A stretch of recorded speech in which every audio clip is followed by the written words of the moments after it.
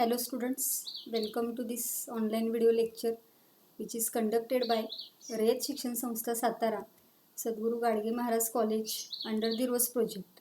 Myself, Mrs. Zadge SR, conducting here the fifth lecture of this topic, reproduction in lower and higher plants.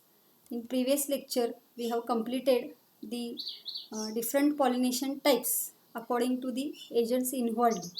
Now, in today's lecture, we are going to see some small concepts. The first concept is outbreeding devices. It is also known as a contrivances. Means when the self-pollination, that is autogamy, is carried continuously in some plants, it may be result in the inbreeding depression. That means there is a production of weak offsprings will be takes place in that particular plants.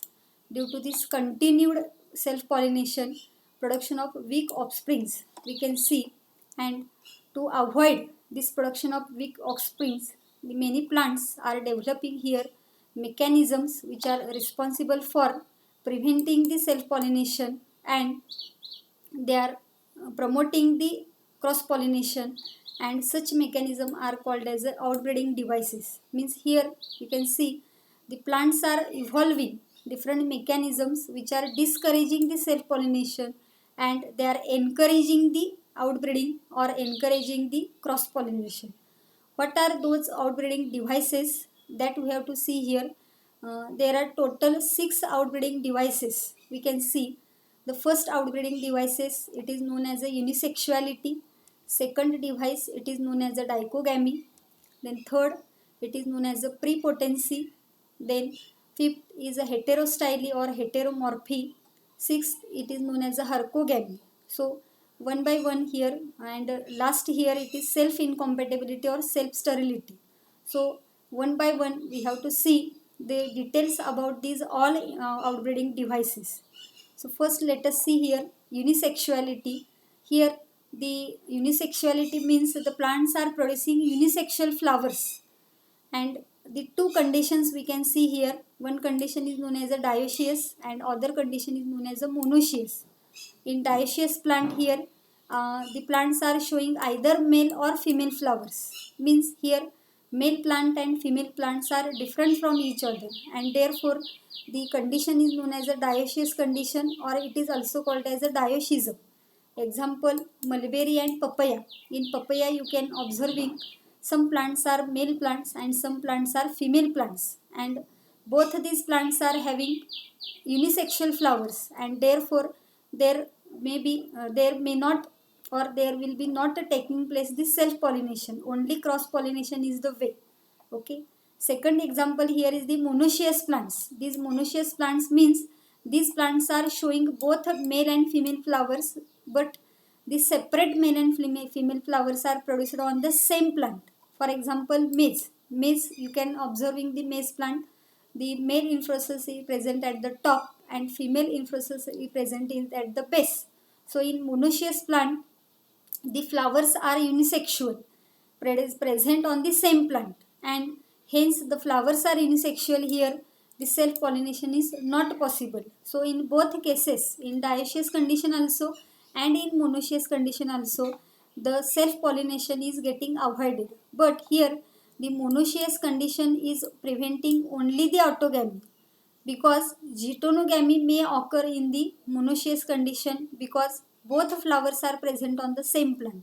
But in dioecious condition you can say it prevent both autogamy as well as a geitonogamy. Means in dioecious condition both types of this pollination, autogamy and geitonogamy, will be prevented. That you have to remember. This is the first type, unisexuality. Then second type here is the dichogamy. What is mean by dichogamy?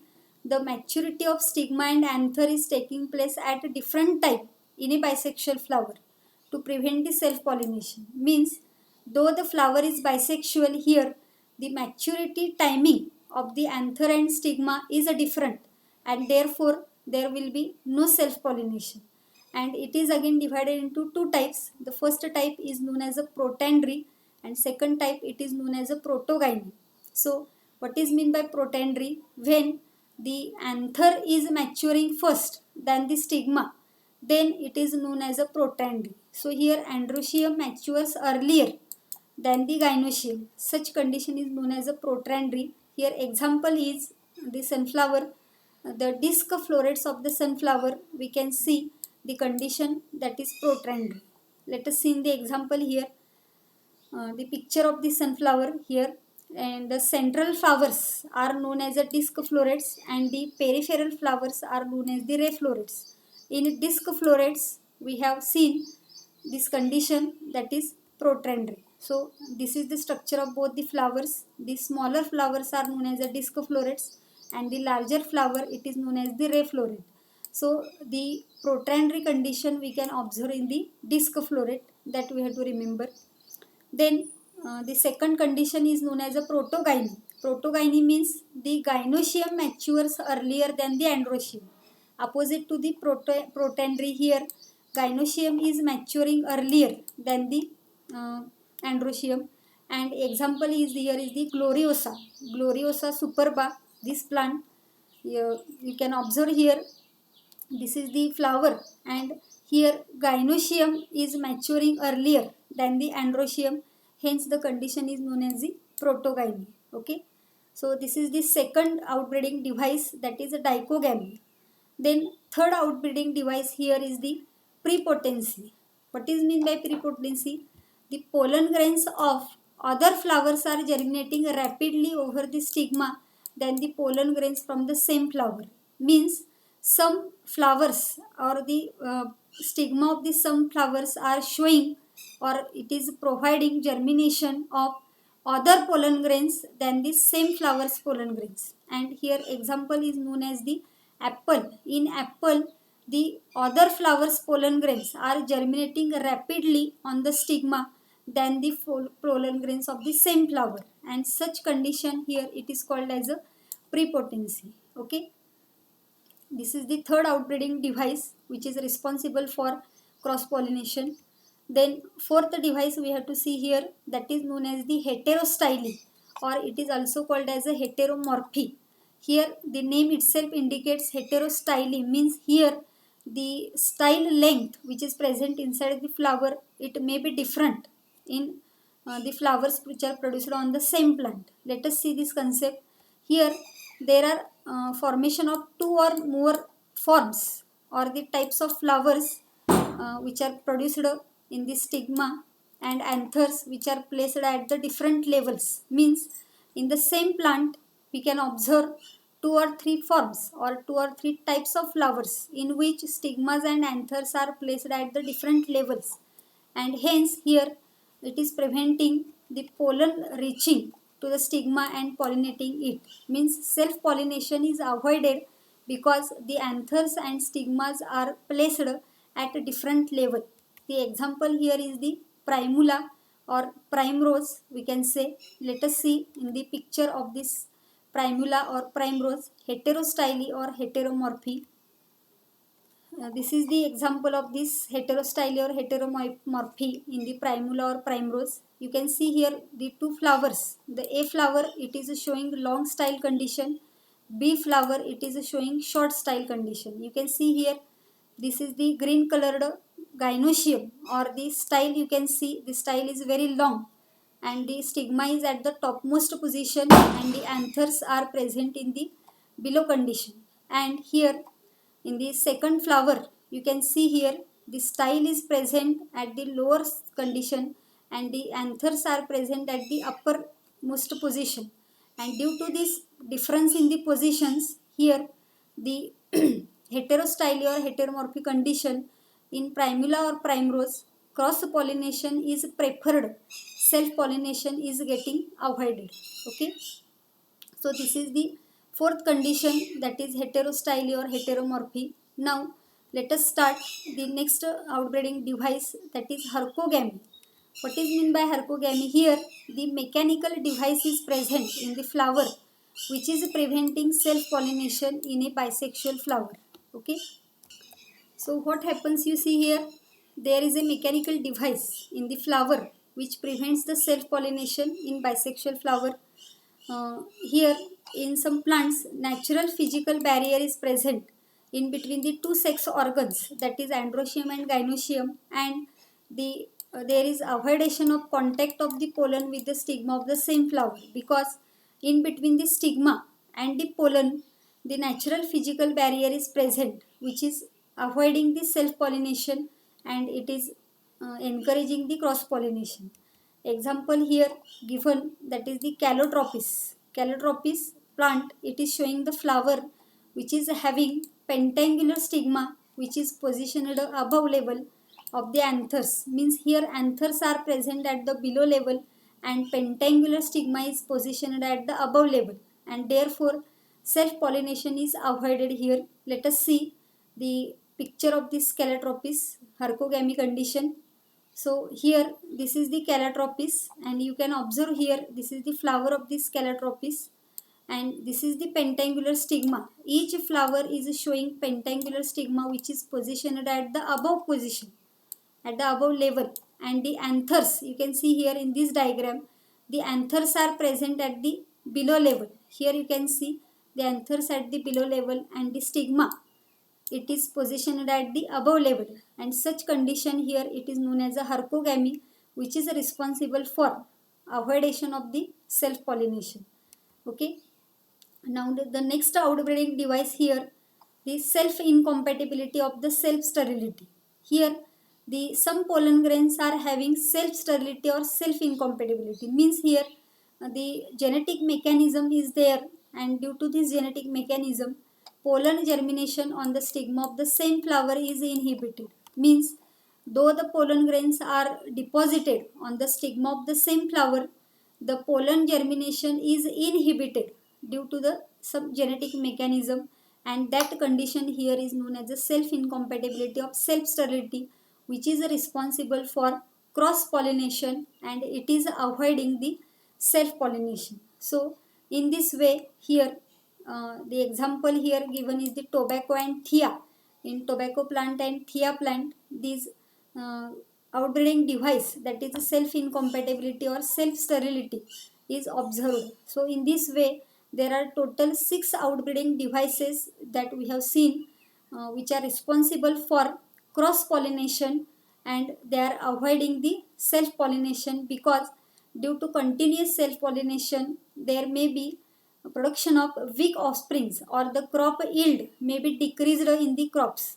Okay, so to avoid that, some plants are here naturally showing cross pollination. Okay, now let us see the next point here, pollen pistil interaction. Means when the pollen grains are deposited on the stigma, at that time the pollen grains are getting germinated on the stigma. At that time what particular interaction is taking place in between the pollen and pistil, that you have to we have to see here in this point. So it consists of all the events from deposition of pollen grain on the stigma to the entry of pollen tube into the ovule. From deposition of the pollen grain up to the entry of pollen tube into the ovule, all the events are considered as here pollen pistil interaction. Okay, so when the pollen grains are deposited on the stigma, at that time the pistil has ability to recognize the pollen grains. And suppose here the first condition, if the pollen grain is of right type, the pistil accepts the pollen and promotes post pollination events that lead to fertilization. Means if suppose the pollen grains of the same species are deposited on the pistil or on the stigma, then that pollen grain is called as a right type of pollen grain, because that pollen grain and pistil is of same species. And when it is a right type of pollen grain, at that time that pistil is accepting that pollen and it is promoting the post pollination events, which is leading to the fertilization. And if suppose the pollen grain is of wrong type, then that pistil is rejecting the pollen grain by preventing the germination of pollen tube on the stigma. If suppose different species pollen grain is deposited on the stigma, at that time that pistil is not accepting that pollen grain, but it is rejecting that pollen grain, and therefore there will be no germination of that different species pollen grain on that particular stigma. This is known as the pollen pistil interaction. Okay, So what happens if suppose there is right type of pollen grain is present on the stigma? At that time, the right type or compatible pollen germinates on the stigma. The pollen tube formation will be takes place, and all the contents which are present inside the pollen grain, it is moving into the pollen tube and it grows through the tissues of stigma and then style. So what happens, you see here, during this pollen germination, the if that pollen grain is of right type, at that time that pollen will germinate on the stigma, pollen tube will come out, and all the contents which are present inside the pollen grain are moving into the pollen tube, and the pollen tube which is growing towards the ovule through the tissues of stigma and then the ovule. Okay, so this mechanism is known as a pollen pistil interaction, and all these events, that is from germination of the pollen grain on the stigma up to the entry of pollen tube into the ovule, are considered as a part of pollen pistil interaction. And this ability of pistil to recognize the pollen is due to certain chemical components which are present in the pollen grain which interact with those of the pistil. Means how this pistil is recognizing that particular type of pollen, because some special type of chemical components are present in the pollen grain and some special type of chemical components are present in the pistil also. If both the chemical components are of the same type, at that time there will be interaction of the chemical components present in the pistil as well as in the pollen grain, and then the pistil is accepting that pollen grain and further pollen pistil interaction reactions are carried out. And if the chemical components are not matching, at that time that pollen grain will not germinate on the pistil. Okay, so in this way, during this pollen pistil interaction, the chemical components which are present in the pistil and the pollen grain are playing very much important role, that you have to remember. Okay, so this is all about the pollen pistil interaction. Now the next point here, the artificial hybridization. What is mean by artificial hybridization, that we have to see. So here, during the crop improvement program, the different methods are used. Out of that, one major approach or one major method which is used in the crop improvement program, that is known as artificial hybridization. And here in this artificial hybridization, only desired pollen grains are used for pollination. Means here the plants are getting pollinated with the help of desired pollen grains. The researchers or the agriculturalist has to desire which type of pollen grains are to be used for the pollination. Okay, and it is achieved by two techniques. The first technique is known as emasculation and the second technique is known as a bagging technique. By using these two techniques, the artificial hybridization method is carried out. So what is meant by emasculation, that we have to first. So this is regarding of this artificial hybridization. Points are given details into the NCERT book. So these points are under the need point we have to study. So what is meant by emasculation here? The removal of stamens before anthesis from the bisexual flowers of the female parent. Means here, when we are going to do the experiment of the artificial hybridization, we have to take two parents, male parent plant and female parent plant, and from that female parent plant, if that female parent is a bisexual flower, then the removal of stamen before anthesis we have to done, and that technique here, it is known as emasculation. So this emasculation can be done with the help of forceps method. You can see here in this diagram that emasculation is carried out in the flower bud condition. In this bud condition, you have to open this bud, and with the help of forceps we have to cut the stamens before anthesis, means before pollen grain formation. The stamens are removed from the flower, then that flower will become female flower. This is the first technique. Second, here is the bagging. Means the emasculated flowers are covered with a bag. Generally butter paper bag is used to prevent the contamination of its stigma with unwanted pollen. Means suppose if we have done emasculation and if we have not bagged that flower, then the unwanted pollen grains may deposit on the stigma of that flower, and to avoid that we have to bag or we have to cover that flower. In this way the bagging technique is used. This is the emasculated flower, and on emasculated flower this polythene bag is wrapped to avoid the contamination. In this way two techniques are used, and after the maturity of the stigma of the bagged flower, the mature pollen grains of the collected from the male parent, it is dusted on the stigma and flowers are rebagged and the fruits are allowed to develop. Means after bagging, after the maturation of the female flower and male flowers, then from male parent you have to collect the pollen grains, and these pollen grains are dusted on the stigma and the flowers are rebagged to avoid again the contamination, and the fruits are allowed to develop. Such technique is known as a artificial hybridization. First you have to emasculate the flower, second bagging out the flower, and third crossing of that male parent and female parent, and again you have to rebag the flower up to the fruit formation. Okay, and if the female parent is producing only unisexual flowers, then there is no need of emasculation. If suppose the female parent is producing only female flowers, that is unisexual flowers, then there will be no need of emasculation.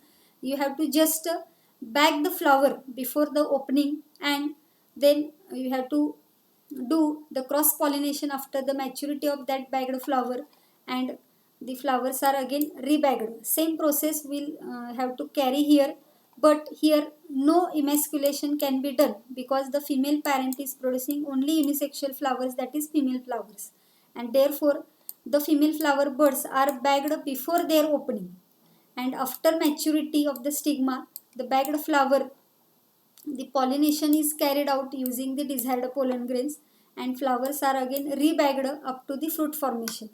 In this way, artificial hybridization in between the two different plants of the same species or in the different species you can carry with using this emasculation, bagging and rebagging technique. This is a very small concept that we have completed.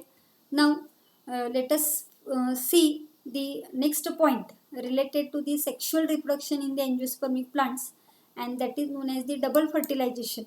We have to see the first process and then we have to see the significance of this double fertilization. Okay, so first of all, what is meant by fertilization? The fusion of male and female gamete to form diploid zygote, it is known as the fertilization. This is the normal process which is carried in between the all sexually reproducing organisms, that is fusion of male gamete with the female gamete for the production of diploid zygote. But here in the angiospermic plant, double fertilization is taking place. So what is meant by double fertilization? Here fusion of one male gamete is taking place with the egg, that is the female gamete, and another male gamete is present which is fused with the secondary nucleus. Hence two times fertilization is carried out, and therefore it is known as a double fertilization. So students, let us see here again. Fusion of one male gamete takes place with the egg, that is one male gamete fuses with the female gamete. This is the first fertilization. And secondly here second male gamete, because we have studied the male gametophyte development in the angiospermic plant, two non-motile male gametes are formed. Out of that one male gamete fuses with the egg and another male gamete that is fusing with the secondary nucleus. So this is fertilization second. In this way two times fertilization is taking place, and therefore it is known as a double fertilization. And the presence of double fertilization is the unique feature of all angiospermic plants. Means only angiospermic plants are showing the technique, that is double fertilization. And this technique was discovered by S.G. Navashchin in 1898 in liliaceous plants like Lilium and Fritillaria. So in 1898, the scientist S.G. Navashchin discovered this double fertilization process in liliaceous plants like Lilium and Fritillaria. So you have to remember the name of the scientist and the examples of these plants from which the first discovery of this double fertilization was taking place. Okay, let us see the process of this double fertilization, how this double fertilization is carried out in the angiospermic plants. So first step here, After pollination, the pollen grain is getting germinated on the stigma and there is a formation of pollen tube which is penetrating the stigma style and enters the ovule in the ovary. So during the first process, pollination, after pollination, the pollen grain germinates on the stigma, formation of pollen tube will be takes place and that pollen tube is penetrating through the stigma style and it is entering into the ovule, and when it enters into the ovule there are three different ways of this pollen tube entry into the ovule. So on reaching the ovary, the pollen tube mostly enter into the ovule by three ways. The first way, it is generally through micropyle and that way is known as a porogamy. Second way here, through integuments, means in some plants the pollen tubes are getting entered inside the ovule through the integuments, that is known as a mesogamy. And third way here, through the chaliza, that is known as the chalizogamy. Means you see here the pollen tube may get entered through the micropyle, it is known as a porogamy. When the pollen tube is getting entered through integuments, it is known as a mesogamy, and when it is getting entered through chaliza, it is known as a chalizogamy. So let us see all these three pollen tube entries through the diagram. So entry of the pollen tube, the first type here, that is known as the porogamy. The entry of pollen tube takes place through micropyle. You can see this is the pollen tube and this pollen tube is entering into the ovule through this micropyle region. Therefore it is known as a porogamy. The second way or the second type of entry, it is known as a chalizogamy because the pollen tube is entering through the chaliza. You can see here the pollen tube enter through into the ovule through the chaliza. This is the chaliza region, and through the chaliza region pollen tube is getting entered. Therefore it is known as a chalizogamy. And third entry of pollen tube here, it is known as a mesogamy. It is taking place through integuments. So here you can see the pollen tube is getting entered through integuments. These are the two integuments, and through the integuments the pollen tube is getting entered inside the ovule, and such entry of pollen tube is known as a mesogamy. So in this way, either the pollen tube is entering through micropyle or chaliza or integuments. Accordingly it is known as porogamy, chalizogamy or mesogamy. Okay, so this is the first step, that is entry of pollen tube inside the ovule. Then what happens after the entry of pollen tube? The number of pollen grains are germinated on this stigma, but only one of the pollen grain is getting successful entry inside the ovule. That you have to see here, there are number of pollen grains which are germinated, but only one pollen tube is grown and it is entered into the ovary, into the ovule. So in this diagram you can see the entry of pollen tube inside the ovule through the micropyle, porogamy you can see here. Okay, now let us see the next step. Here the filiform apparatus of the synergid is attracting the pollen tube towards the egg apparatus.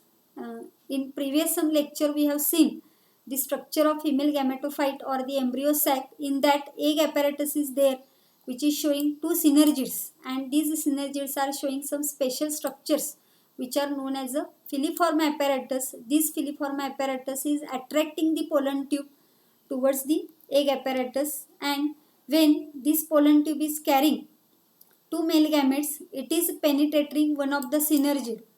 Due to the attraction of this filiform apparatus, pollen tube is getting attracted towards the egg apparatus, and this pollen tube with two male gametes are penetrating the synergids. This is the second step.